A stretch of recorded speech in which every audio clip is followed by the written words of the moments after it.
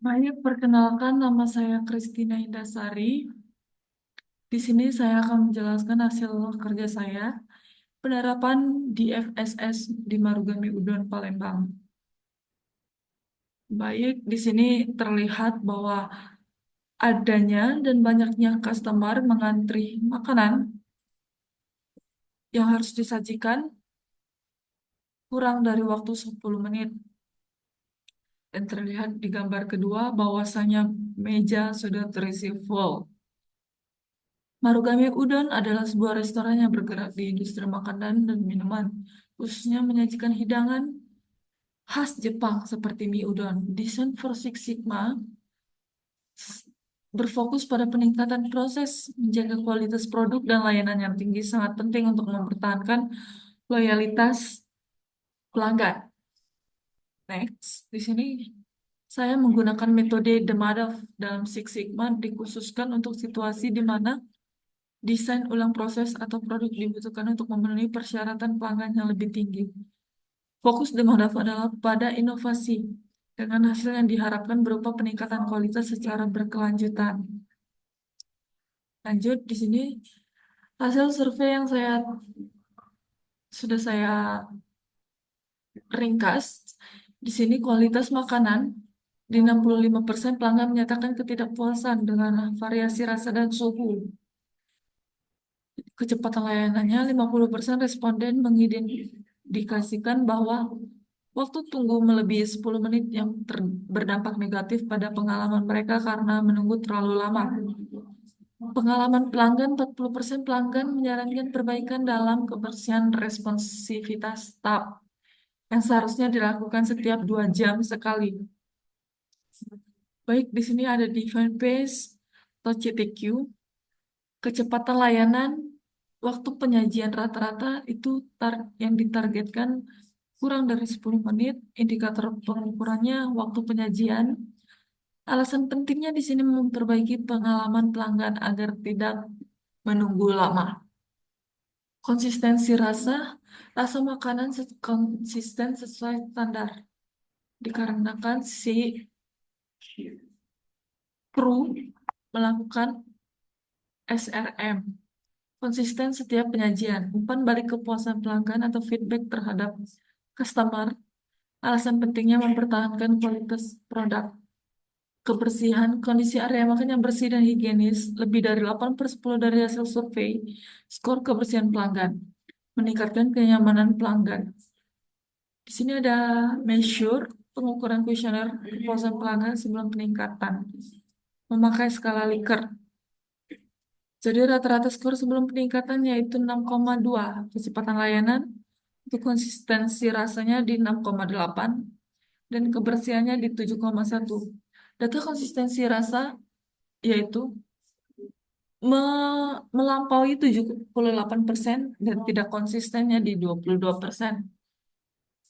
Harus ada perbaikan untuk mencapai konsisten yaitu 90%.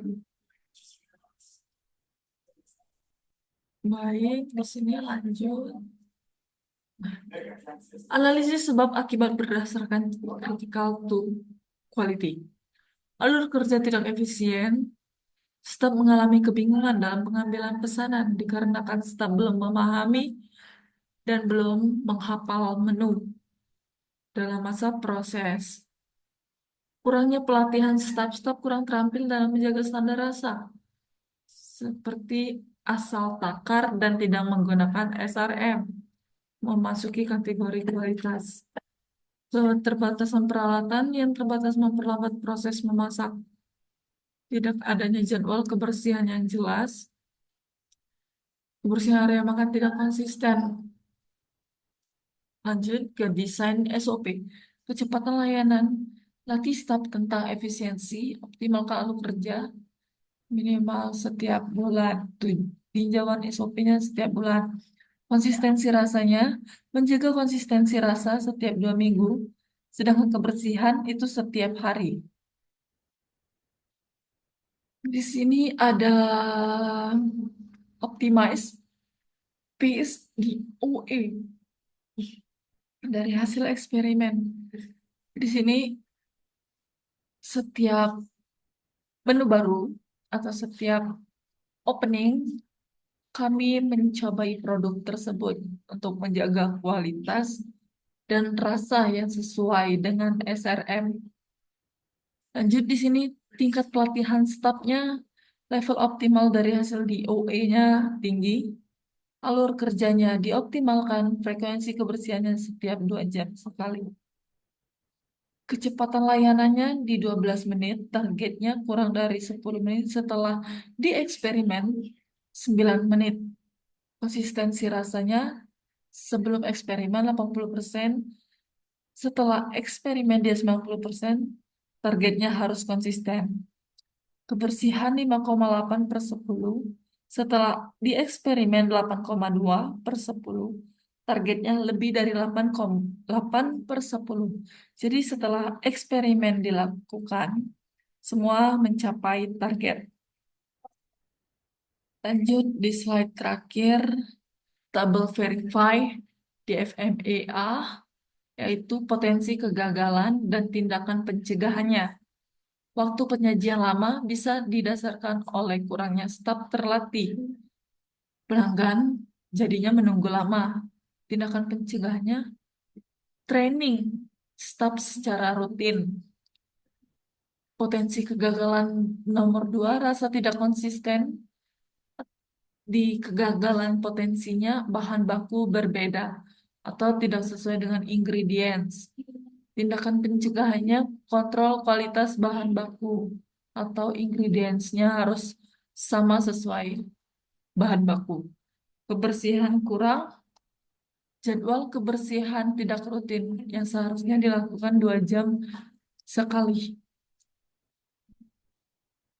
Baik, di sini saya akan menjelaskan saran, kesimpulan dari hasil kerja saya, bahwasanya implementasi di FSS di Marugame Udon telah memberikan hasil yang positif dalam hal perbaikan kualitas makanan, kecepatan layanan, dan pengalaman pelanggan melalui pendekatan berbasis data.